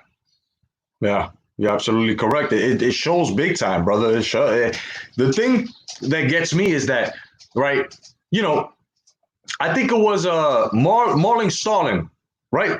He went up to fight Michael Nunn. I don't know if you saw that fight. Fight fans, my people, I don't know if you guys saw that fight. Check that fight. That is the epitome of moving up Even with having those hands, bro, but moving up when not ready, bro. Marlon Starling with Michael, he was too crafty for him. And the thing with Michael Nunn is still at 160. And what happened? Got washed by niggas at 160. Was he a complete fighter at the time? Yes, he was. But it's just the experience of knowing when you stay in your division and you're gonna see a lot of fight style. This is what Manny Pacquiao is very dangerous even to this day. Niggas aren't understanding 8 fucking divisions, dog. That's how many fight styles. That's why when I was debating the certain person that had it, I don't even know if that person's still fucking rocking with YouTube, but when I was debating the nigga, I was telling everybody, bro, listen, this is not the case where you can talk about youth is dangerous because they're not fighting. So you got a man now who's a vet, and he got all his fucking energy still, and he hasn't slowed down. Man, 8 divisions seen so many fight styles. That's what I was saying. Manny Pacquiao has seen a Thurman style. Manny Pacquiao has seen but he hasn't seen a fucking Crawford, which is ambidextrous. He hasn't seen that, and that's dangerous right there. That's dangerous. A Pacquiao is dangerous. This is why I'm saying Pacquiao is very essential. You know what I'm saying? Yes, Ross Clark. Yo, Ross, get on, son. Anybody else want to get on, bro? You guys, here's the link. Y'all can come on. Shit, we just talking. Join me and Tony, no doubt. Ross Clark says Marlon Starling was too small for none and passed his best at that when he moved up. Exactly. Not when to move up. Yeah, go ahead. Looking at your chat, that's not true what you just said about Crawford not being a pay-per-view star. If you actually look at the real numbers, Crawford makes more money than Errol Spence. He does more ticket buys at his arenas. Those numbers are lies. They've been fudged by the LDBC. Crawford is actually a higher earner than Errol Spence Jr. Yeah, I've heard that. I heard that too. I've heard that as well. All right, everybody, welcome Battle Rifle. What's going on, Battle? What's up? Why you duck me, son? Why you duck? I'm just playing. Why you ducking me, son? What's going on, bro? How you doing today? Had to get on my Keith Thurman. No doubt. Yeah, so a fucking dude was on here earlier talking about DSG really beat Thurman, bro. You want to debunk that? Oh, you talking about JFL? No, this guy named DS. He was called DSG. Yeah, 38. JFL. Yeah, that's the same guy who was on El Jefe's channel. Nah. Yeah, well, he just got broken. He's a really, really big Danny Garcia fan. You know, no matter how many times we talk about it, he's like really insistent that he won these late rounds when I don't think he did. So honestly, I think that was just a wash. I think that was like a clear-cut win for Keith Thurman. That was a 7-5. And he does this with everybody. He tells everybody that Danny Garcia is really undefeated. He's a ride with Porter and Keith Thurman. For some reason, he just thinks that they won and both times they robbed him. So, yeah, I don't believe that at all. Like, not for 1 second. I don't think that fight was even close. I hear that, no doubt. Now, let me ask both of you gentlemen a question. Whoever wants to take it first. When is the right time for a fighter to move up a division? I personally think the right time to move up is one of two things. One, you've cleared out the division, or two, you've won a title and all the other champions are too scared to fight you, and you're just anybody that you fight, you just dominate. It's time to move up then. Because it can't be held against you if nobody, it's like Andrade. Everybody talks shit about who Andrade's fought, but let's look at it. Billy Joe Saunders popped hot. Couldn't fight him. Canelo jumped all the way up to light heavyweight to dodge him. Charlo won't give him a shot. So you can't hold something against a fighter if nobody will fight him. I think then it's time to move up as well. Well, Demetrius Andrade kind of dug himself in a hole, in a sense, but then he just like, within the sense that he could have fought Jamal before all that, but he was Wait, hold on. I have to agree with Battle Rifle because I remember he got an offer and he turned it down. But at the same time, can we blame him when other motherfuckers are shopping for their worth too? Peace to Mr. Anderson. What's going on? Go ahead, brother. I'm sorry. Well, also he was supposed to fight Jamel too, but he didn't fight him either. So I mean, it was just I don't really, don't get me wrong. He's been dealt some like pretty low cards, when it came to like the people he could fight. Because Canelo, I get it. He couldn't fight Canelo because Canelo was moving up and whatnot. He couldn't fight Triple G because Triple G said, like, just made it really insistent that he wasn't going to fight him. But he could have fought Deverenchenko. So when do you think it's a good time for someone to move up, and leave their division and go up and try another one? I think the best time is when you think that you've proven all you needed to at the division you're currently at. So yeah, you can. I'd say the first one, obviously, if you grow out of the weight. If you're just getting too big for the weight, then yeah, move up. Or I'd say move up when if you're really trying to go for legacy, I'd say do it when you think the person above you is at the top of their class. So you don't. I'd say when you move up, if you just move up and the person in front of you, as far as above you, is just not at the top of their class, then yeah, you're probably not going to, get all that much credit for it. So that's why it's best to get it. Like I think Mikey Garcia, no, Errol Spence was kind of he was getting up there, at the time before he fought him. So that's why he wanted to take that challenge. No doubt. Peace to Hamed. Peace to my man, Mr. Anderson. What's going on, brother? The link is in the description. Anybody want to jump on? We talking boxing, baby. No doubt, man. Yo, good answers, man. Thank you very much, gentlemen. I mean, we really, because a lot of people think, you move up when you start getting heavy or you can't fit into that. Okay, yeah, that's one of them, but it's not one of the top reasons why someone should move up. I feel the way Terrence Bud Crawford did it at 140 was the best way to do it. You take the strap, you fight, strap, keep fighting, another strap, fighting again, another strap, fighting again, finalize the last strap, fight, and that's it. You beat the last champ. You can defend all of them, but at the same time, you saw what they did to Crawford, right? The dirty ass politics. That's why he said, you know what, fuck this, I'm going to 147.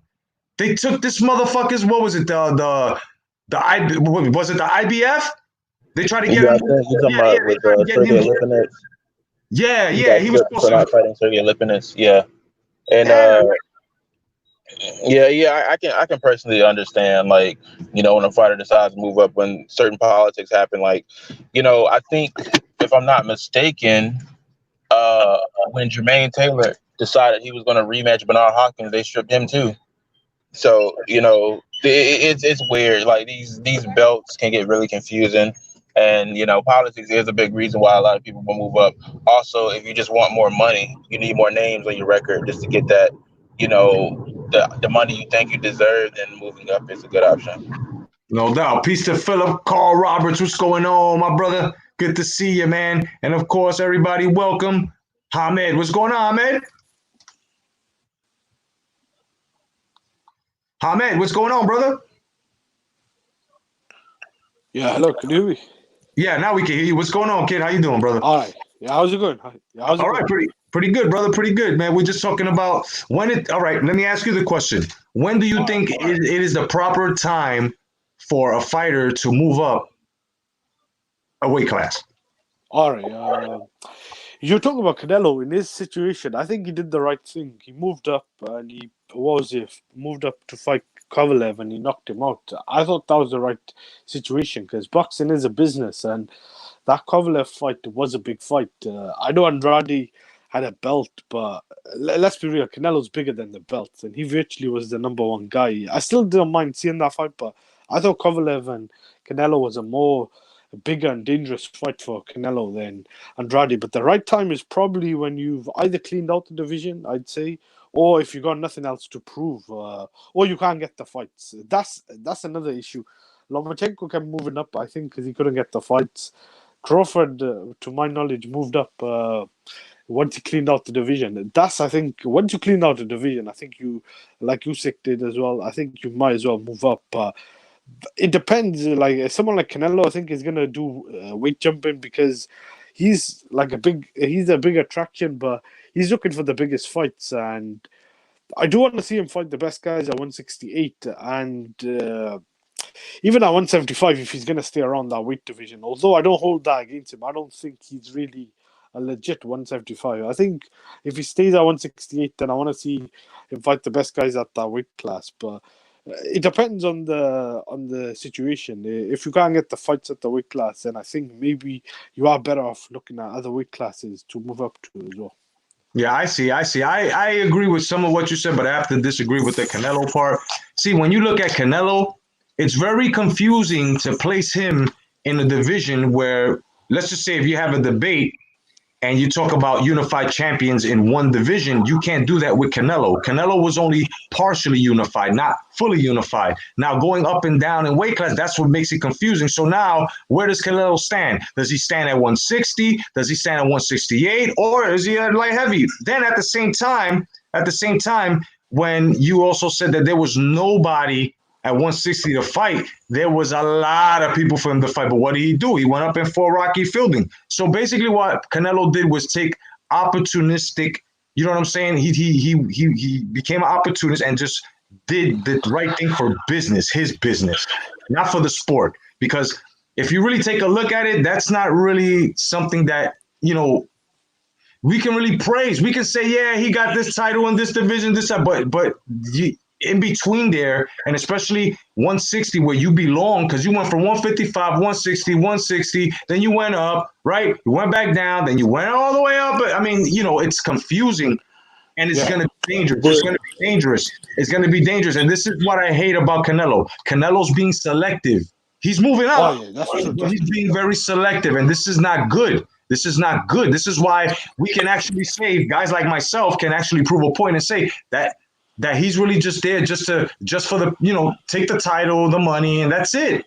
He's not there for the competitiveness. Hey, Jay, let me piggyback off of you. So this is what I was talking about earlier, about you get a champion who moves up and fights the weakest champion. Everybody knows Kovalev is the weakest light heavyweight champion or ex-heavyweight champion. The dude had been knocked out by Andre Ward. He got knocked out by the other Alvarez in his own division. He damn near got knocked out by Anthony Yarde in the 8th round, which was the only round that Yarde was successful. And then he gets knocked out by Canelo 2 months later. Big fucking surprise. Kovalev is on his last leg. Canelo saw. This is why I say Canelo's overrated, for these reasons right here. Rocky Fielding, perfect example. Weakest. He's getting these titles and he's getting these other, he's jumping up weight classes to be a multi-division champion, but he's fighting the weakest people. That wasn't even really a title. I mean, we're not okay. It's a title, but it's not even. That was a tune-up, man. I don't think that's it. It's not even a belt. I don't consider. I mean, this guy told me earlier. He told me earlier that Canelo is a 4-weight division champion. I was like, no, he's not. He's a 2-weight division champion. Right. Exactly. Yeah. Yeah. Rocky. Go. You're good. Yeah, I'm just gonna say Rocky Fielding was Rocky Fielding. I don't consider that as a real fight or even as a title fight. I just think that was his first fight with DAZN to keep busy. I will say this: when people say the thing about the Kovalev fight, I do agree. He was arguably the weakest champion at that weight class, but that guy still, I thought, was a more dangerous fight than fighting guys like Demetrius Andrade. He already had fought Golovkin twice. He didn't get the credit, I thought, in the second fight where I thought I scored a draw, but I thought he won fair and square. Like, I didn't have a problem with the decision. I do think moving up 2 weight divisions and fighting a guy like Kovalev, who's still very dangerous and showed he could still punch. I thought he was arguably winning that fight as well against Canelo. I thought it was more dangerous than a lot of the guys at 160, but I do agree to the sense that he did kind of be selective, like, because what he did with Rocky Fielding and then he fought Kovalev. I would like to see him fight some of the top guys, especially super middleweight, if he's going to fight a super middleweight. So if he fights guys like Billy Joe Saunders, Benavidez, I don't know if that will happen because of the BBC, then I'd be more than happy with those type of fights. But at 160, I think... I don't know if his days are over at that, due to if he can make the weight. And I think once actually he did get stripped of the IBF belt to Derevchenko, maybe there was fights at 160 as well he could have had, but I'm pretty sure the last jigsaw the belt left was with Andrade. So if he does come back down, that's probably the fight to make. Yeah, no doubt. Lisa Bale says Bitterbeef and Bivol would be great fights for Canelo, and I have to agree, sister. I have to agree 100%. You know, and what's funny is that I heard Bivol wanted a piece of him. He even said that he would have gone down, son, and Canelo Fishnet De La Hoya was like, you know, we're gonna go the other way. You know, maybe we let that fight marinate. You know, that's exactly what he said, son. So, you know, I don't know, man. I think. Look. I liked Canelo up to the Mayweather fight, and then when he fought Angulo, that's when I was like, there's some fuckery with this kid. They're doing something stupid with this kid. After that, it just became a fucking circus for me with Canelo, man. You know what I'm saying? It became a big fucking circle for me. But look at who he's trying to fight now. Caleb Plant. The weakest. Again. like I said, man, Canelo Oh, to me is he's actually trying to fight him now. He's saying, hold on. I heard he's told him no because let me tell you something. Don't fall asleep on Plant, kid. Plant can fight, dog.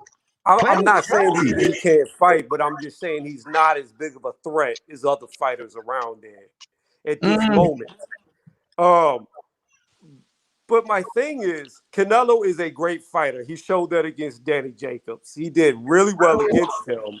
He's really improved. I don't have nothing against Canelo. My thing is, a lot of Canelo to me is smoke and mirrors. I think he's good, but he's not what he's made out to be. I could agree. I mean, you know,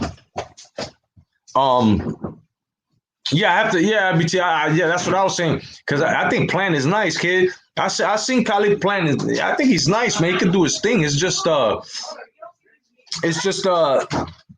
opportunities aren't there for. Like I said, these fighters, man. Look, I say it all the time. There are only a handful of fighters out here that are doing what they're supposed to do. You know.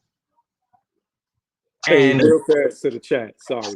yeah, IBT. So Canelo was supposed to fight Billy Joe Saunders. Something happened during the pandemic. He wanted to fight Keller Plant. Keller Plant turned it down because he said it wasn't enough time or some shit. And now nobody knows what's going on with Canelo. yeah, but he had a right to do that because they try to give this nigga 2 months to train, and that's not legal. Like, I mean, Plant is the weakest champion at 168. Yeah, I don't agree with that. I disagree with I don't that. think you could say that. I It's disagree hard to with that. define who the weakest guy Who is is the at weakest that weight champion? class. Callum Smith. Maybe due on performance, you could say Callum Smith. Accomplishment wise, you could say Callum Smith might be ranked number one, but I don't think that should define how someone is the weakest or the strongest. It's tough to say. A lot of these guys have basically had one or two title fights, including Caleb Plant. So I think Caleb Plant at one point did look like the one of the best guys at the weight class after the. Who did he beat? Was it Uskatagi? But after that, he hasn't really fought anyone. So it's tough to say. I think it's an open division. Hold on. Let's use that logic for a minute. So let's take that logic to the welterweight division. Something just hit me right now. Chat, my people in the chat, brothers and sisters, you can respond as well. So if we bring that logic, wouldn't that make Errol Spence Jr. the weakest link to the champs? Comparing him, Crawford, and Pacquiao because of his resume?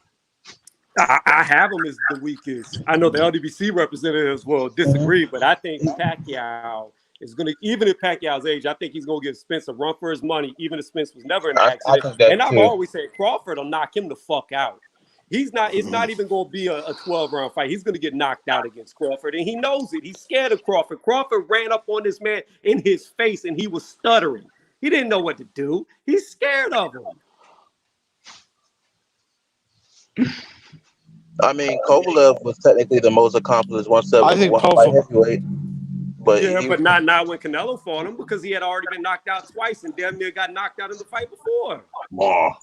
I mean, but the thing about it, he came back and avenged that loss though. So, and he beat Anthony Yard, so he was on some good wins. I mean, you might consider it weak, but not. I don't think it's really all that weak. If I'm being completely honest, it just wouldn't have been completely fair in my opinion. Kovalev is. I don't think Kovalev was the underdog in that fight. So if anything, it was just comparison to Vosdick, Bivol, uh, and Beterbiev. Peterbia. Yeah, of course, Kovalev was the most accomplished. It's just that they just look more promising because who they when they actually got their belts, it was really impressive. But I, that I'd say Kovalev. I'd say Kovalev was probably, you could say, a shell of himself. You could argue. I don't think he was the same guy that knocked out or whatever, dropped Hopkins, knocked out guys like Silak. But nonetheless, Canelo was moving up 2 weight divisions. I know he fought at 168, but still, on paper, his previous fight was with Danny Jacobs, and we've seen in the last couple of years, like guys like Mikey Garcia. I know they were fighting guys in their prime, but still, I do think I'd give him credit for beating someone like Kovalev because he did knock him out. A lot of the circumstance or surrounding Canelo was he was getting favors on the scorecard. With the Kovalev, it was a strange fight, but he didn't leave it to the judges' scorecard. He ended Yeah, that with his. I can't just keep being the person that's going to be like, well, he got knocked out, he was never the same. We don't really know. I mean, there's a lot of fighters that we say are never the same, but then again, you have fighters that get knocked, freaked the flack out, like Terry Norris, and still end up having great careers afterwards. Fact of the matter is, when you're fighting people, when you're fighting the greats, he fought Andre Ward, and then he fought, you know, Alvarez is not a great, but he was still pretty good. You're gonna get hit. You're gonna get knocked out sometimes. It happens. It's a part of the sport. What he was you know doing on his way back, he beat Alvarez. He actually beat him on wide cards, and then he beat Anthony Yard. So I mean, Schooled him, yeah. yeah. Right, So Even but the like loss. here's the issue. Like, let's take Deontay Wilder for example, right? Deontay Wilder got knocked out by Tyson Fury or TKO. He can come back because Deontay Wilder still looks youthful. He's still fast. He still has his wits. He still has his endurance. Kovalev, on the flip side, is what, 38 now, 39, somewhere around there. Looks like he's 55 years old. He's got the endurance of a 90-year-old. So you're talking about a man like Haim said, he's a shell of himself. He's not the same fighter. Knocked out twice in the last 4 fights and almost got knocked out in that 4th fight against Yard, a guy who he dominated. And the whole thing with Anthony Yard was it was a step-up fight for Anthony Yard because people say Anthony Yard hasn't fought nobody, and he still damn near knocked him out. You could look at it 2 ways though. I thought he won virtually every round against Yard. I thought Yard had No, no, no, one no, no. round where That's my point. That is no, hundred no, but I'm percent my saying point. Kovalev dominated Yard for 7 rounds. Successful round. Yard no, had but I so one get what you're successful saying. round He and damn also near knocked it's kind of Kovalev out. it's counterproductive when I hear a lot of fans be like, we should wait for the right fights, but as soon as the person loses, they're never the same anymore. So it's counterproductive. Like, what do you really want? Do you want each other? Do you want people to fight each other, or do you want people to just wait all day and not fight each other? it's a And then double-edged once sword. they I think. finally lose, they're the best they can ever be because they were undefeated. That's just saying that sounds very backwards to me. No, So Right. no. Guys, What guys, I'm saying I got is, I got breaking news, guys. I got breaking news. This is going to be the fucking mastodon in the room. Are you ready? Yeah. Okay, sorry, but they saying Wilder has agreed to fucking step aside between Fury and Joshua, bro. That was yesterday, so he's official now. Is it? Yup. Holy shit. All right, that's interesting. Okay, that's bad. get it in with the last with the last with the last reply of what you was talking about the last topic, and let's talk about this. Go ahead, Tony. My bad. All right. Nah, I don't even care about the last topic. To me, that's really bad if he's going to step aside like that. That's bad. That's I think that's bad, good. man. I think that's No, good. no, look, Good. it's great. It's great because Fury will go for Joshua. It's bad for Wilder because if Fury loses, he may never get another title shot. All right, look. I think it's good for Wilder health wise. You know why? And career wise. For him to go in there to get his ass beat again, not knowing what he's doing, it's gonna lower his stock. At least everybody, and we can all agree, well, mostly everybody, was saying Wilder should not take the 3rd fight. He should fucking train. He should get better, take a fucking warm up, and then fight whoever's gonna give him the title. Now, Wilder Joshua or Wilder Fury 3 or that shit can still sell. It depends on how Wilder comes back and how he decides to, drive himself. My first thing here is the first step he needs to take is get rid of Shelly Finkel, get rid of the people that tried to hold him from making that 100 million, and hire DeBella back. All right, who wants to take it? I don't know, bro. Like, the thing is, you do have to consider his age, right? And you got to consider how inactive fighters are nowadays. Even an active fighter is only fighting twice a year. That's active. So they're very inactive. So then you got to consider who's he going to fight in the meantime. A Dillian White, who would probably knock him out. A Gerald Miller, who's going to be coming back. Now, we don't know how he's going to do without steroids, but Miller would probably knock him out. You put him in there with an Andy Ruiz. He's not fighting any of those guys. Sorry to guy. He said if he's gonna take step aside, he's gonna fight a guy like Travis Kaufman. Someone said from his team. They're not gonna fight anyone remotely dangerous. But that's the thing though. That's my point. So if he fights like a tune-up and he keeps tuning up, he's never gonna get another title shot, and he's never gonna improve. He's just gonna keep knocking over. The deal is he wants guaranteed the winner. That's what I read yesterday. I don't know now. I can't check at the moment. But what I read was he wanted 10 million and a guaranteed shot. So say if AJ and Fury fight, he wants a guaranteed shot at the winner. And he's just going to end up fighting a scrub and try and just, recover from that beating that Fury gave him. But that's what he was saying yesterday. I don't know what the thing is now. But wouldn't it be... But that would be the third fight because you would have Fury fight AJ. The winner, they would more than likely do a rematch. So that's the second fight. So we'd have to catch him in the third fight. So that means he's going to have two fights in between. But what if AJ beats Fury?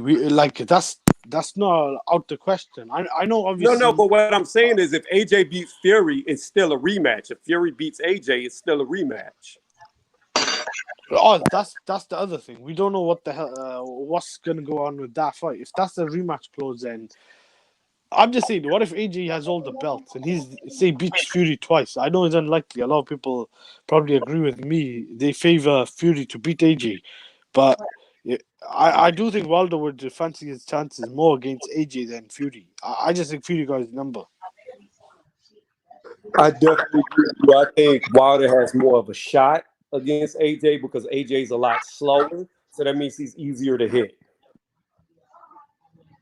Yeah, he don't move his head. Fury is very technical. Fury's probably. I'm about to show you guys exactly where I got this from. It's from MMA on Sorcerer Plus.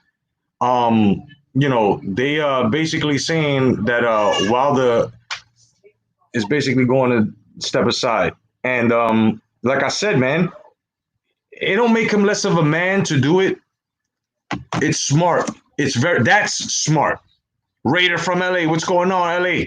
See, that's smart because it's dangerous for him to get in there with a technician like Fury to get dismantled again, and this time he could really get knocked the fuck out. So for him to just go and take another fight while these two hash it out, and then take on the champ of that because. He is still granted a fucking rematch somewhere down the line, and I'm only sure that the sanctioning body is going to grant him that, especially the WBC, since they used to dick ride him and fucking protect him so much. I think a big issue though is you got to think about legacy as well for Wilder. If Wilder wants a legacy, you're giving up the opportunity to be the one that gives Fury that that 1 to a 0.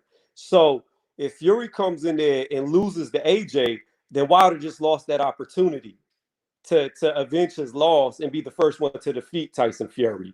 So it kind of pulls away, in my opinion. Yeah, I agree with what you're saying, but you got to look at it like this. He's at 20 or 19 rounds.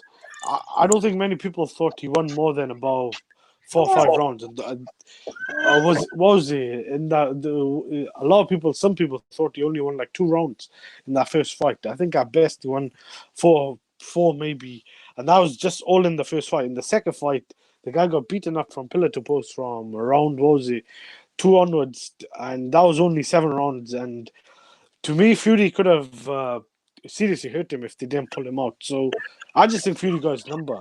Like, why would you try and fight this guy again? Like, we've seen when he's 100%, Fury is in a different league. He couldn't beat him when he was 50, 60%. And for 11 rounds in that fight as well, I thought Wilder got his head boxed off, apart from a flash knockdown.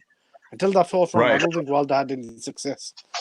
Yeah, I like to say what's up to Speak Your Mind Sports Talk. What's going on, my brother? And as well, Endgame. What's good, Endgame? Good to see you, brother. This is the thing, and this is how I look at it.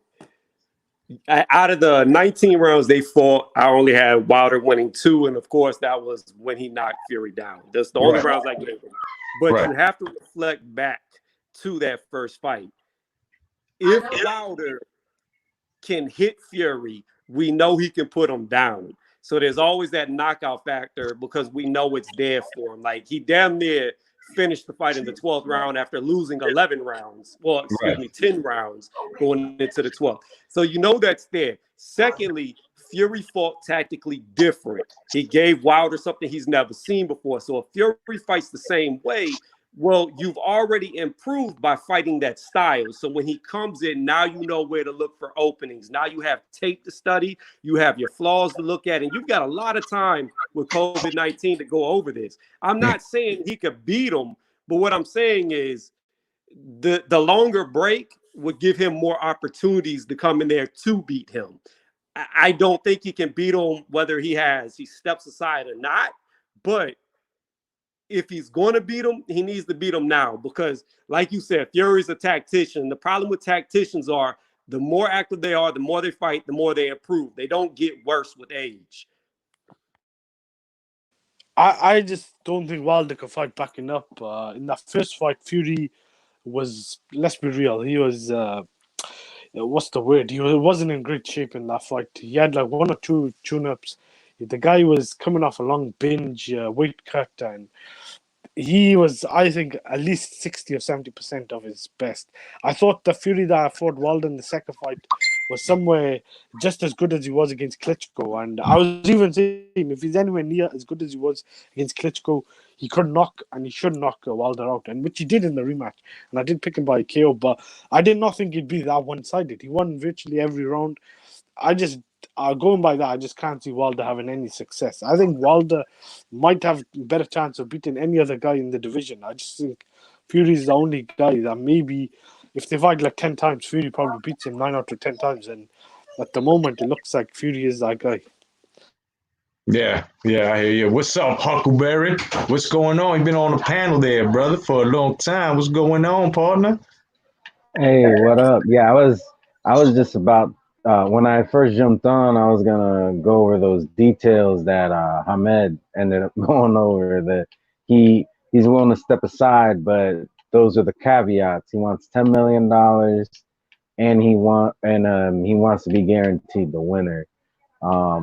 I mean, with this situation, it's kind of tough because I definitely feel what Tony is saying. Like, to be able to give someone like Tyson Fury his first L, it would really do wonders for his legacy. But on the flip side, it looks like it's just going to be a repeat ass whooping. So I honestly don't know what the right move is for him. I know what the right move is for us, because we want undisputed. And, when he had that WBC, it looked like undisputed just wasn't going to happen. With Tyson Fury, it's looking more like it's a possibility. So that's how I feel on it. I understand what Tony's saying, but I also understand all the other arguments, and really I want undisputed. I think that ass whooping he took was pretty lopsided. Well, you got to understand too, though, that like I said, it's a learning experience because, like, I'm sure Jay Cotto saw this, being that he's fought before. Like, Wilder made a lot of mistakes that are very amateurish, especially when you're that high up in the pros, that you shouldn't do. Like, for instance, in the clinch, he was kind of bending down, which allowed Fury to teeter his body over the top, push his head down. Then he would headlock him and lean his weight on the back of Wilder's head, which actually creates a headlock and cuts off the airflow. So that saps your energy. And he repeatedly kept doing it because Wilder kept thumping forward and allowing Fury to go over the top. That's why I'm saying that I think whether he steps aside or not, I think a third fight is going to play out a little differently as far as clinch work and stuff like that, because he got exposed to something he didn't even know existed that he should have. Yeah, no doubt, bro, no doubt. Hey, guys, man, let's just get along. Apologies are given. Let's just accept them and keep it going. Remember, we're all getting to know each other. I have a lot of veteran uploaders on here that started this shit, and we must respect them, and respect will be given as well. Remember, these are all boxing opinions. Just like my man Cigar Boxing says, at the end of the day, all we are boxing fans. So, yeah, man, I agree with you guys, each and every one of you guys up here. No matter if it's on the other side of why Wilder shouldn't step aside. But me personally, I just think it's better for his safety, and it's great for his career at this moment, because at least if he's gonna take an L in the future, at least it's in the future. He'll have one win with somebody he'll fight or whatever. But see them clauses now, $10 million and shit. And so that means that there's gonna be a problem. If they give him $10 million, of course you're gonna know. Of course, Adrian Broner is gonna come out of nowhere because he's asking for $10 million fucking dollars, and we all know that he's not he's not worth no fucking $10 million. But is Wilder worth $10 million? Because I mean, just because he was the former champ, I mean, a lot of us guys just say no, right? Because of the way he fought, and it was all.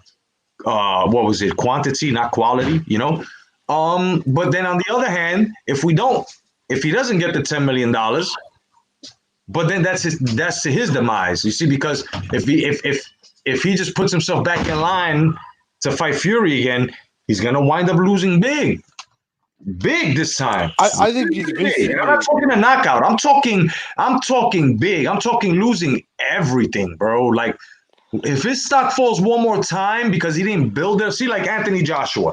Anthony Joshua's stock was so fucking high that only the bandwagon riders jumped off, right? Once he won the title back, that shit rose even more. So this is what Wilder needs to do. I think he's basing the 10 million off the. I think he made in the Fury rematch. Both those guys made close to 20 mil, but that was obviously to fight each other, and it was a big fight. He's asking for 10 mil for basically not doing nothing, but at the same time, his team, whatever, they were contractually obligated for this rematch with Fury, and vice versa, whatever happened in the rematch. So he's basing it off that. I personally think that's maybe doable. That's yesterday. Last I checked that's about £8 million. I do think Eddie Hearn would probably be someone like that who's willing to give that sort of deal, because he's been very adamant that he wants to make the Fury Joshua fight. The only thing I'm kind of thinking of, it could be a hurdle. If Joshua and Fury do fight, that's not going to be a one fight deal. They're going to either have a rematch clause or it could be a trilogy. So I don't know how that works out. That's the thing where how long does Wilder wait for? If he's getting 10 million to step aside, is it for one fight or is it for two fights? Or that's a question I think that needs to be answered. Yeah, and that was the point that I brought up about, he might have a tune-up fight, but if there's a rematch, then he's got to fight somebody else. And if he loses to a nobody, that's going to kill his credit even more. And especially if the WBC mandates him to fight Dillian White in between that, he's really going to have some issues, because I think White will knock him out pretty convincingly. But I just wanted to say something to the person in the chat that said Wilder's been boxing for 12 years and hasn't changed, right? Well, you got to understand, though, in my opinion, because of Wilder's quality, he's never had to change. He's always had that power. You got to be perfect for 12 rounds. He's only got to be perfect for 1 second. It's that Mike Tyson mentality. When Mike Tyson went against Buster Douglas, he thought he was invincible. And what happened? He got beat the fuck up. Even if you did take away the long count, he was still getting beat up before he knocked Douglas down that one time. And it's one of them things where when you feel like you're truly invincible, you might not train or listen to people because you're just knocking people down. So I think this might have humbled him some. I mean, I don't think it did at all, because he's talking about that he don't see Fury as a champion. That alone don't show no sign of humbleness. So he's full of shit. He's very full of shit. And at the same time, you see, going back to what you said, Tony, you had some points. You know, he had a very good point when he don't listen. The nigga don't listen to his corner, son. That's why it's hard for him to learn anything new. That's why it's hard for him to adjust. That's why it's hard for him to just succeed. Honestly, like if you don't listen to your corner, which is your fucking second pair of eyes on the perspective of how you're fighting, and the other person is fighting you outside of the fucking ring, how are you not going to take that advice? This person has been in the fucking gym with you, preparing you for this fucking fight, and you chose not to listen to this nigga up to this point. This is what Wilder always does. That's why he almost lost 3 times. You know what I'm saying? So, is he ready for a Fury? No, my opinion, no. I don't know. Maybe these days, maybe he's learning. I don't fucking know. But honestly, my honest boxing opinion, Fury fucking sparks fucking Wilder in the 8th round this time. I'm talking about flat on his back, not wanting to get up no more, son. Because he looked like he wanted to give up that fight after the second knockdown. He looked like he didn't want to get up. He looked like he didn't want to continue. I think a lot of people would favor Fury, obviously, in the 3rd fight. A lot more than they did in the 2nd fight. I will say this. Wilder, to me, is a guy that I thought has really... what's the word, regressed since that Booming Stavern fight. I did think he did okay with Ortiz. I don't think it was a great performance in that first fight, but nonetheless, I did think that was one of his more better wins and performances. But in the Stavern fight, I know it was only Stavern, arguably one of the weakest champions. He did show that he could jab, he could use his feet, whatever. Since that fight, to me, he's just a guy that's kind of fell in love with his power and has completely abandoned any of the boxing skills which he did have. Like, I know he's not the most skillful guy. I know he's very uncoordinated and unbalanced. But in that fight, I thought he did well. Like, that was, I thought, a very good performance. Since then, I don't think he's done well. Right. I hear that, man. Well, I'm gonna bring the lot to a close, man. But I'm gonna come back tonight with some late night boxing talk, and I'm gonna open up the motherfucking the stream to y'all. So expect me at 9 p.m. tonight. And because I have to make sure I don't bump heads with anybody else uploading. So 9 looks free. So 9 p.m. tonight, bro, late night boxing talk. I'm gonna, you guys can come up. We have an open discussion on the panel. And I'm gonna write up a good program with y'all tonight, man. We're gonna talk some real fucking boxing tonight. Invite anybody that has a lot of knowledge, man. You know what I'm saying? Bring them on here. This is what it's all about. If y'all never see me fucking manhandle or battle somebody, you saw it today. It was a clean sweep in less than 5 minutes. It gets worse for niggas. So otherwise than that, man, God bless each and every one of y'all. Enjoy your day. Stay safe. Wash your ass. And anybody else got anything to say, man, before I unplug? Yeah, just real quick. For those of y'all listening, that's 9 p.m. Eastern time. Yes, sir. In the UK, so you got to do your conversion from Eastern time if you're in a different time zone. Yeah, definitely. Yeah, I'm gonna come on tonight, bro. We're gonna do the late night boxing talk tradition and everything, bro. You know how we do. But otherwise than that, man, anybody else on the panel want to say anything before I close out?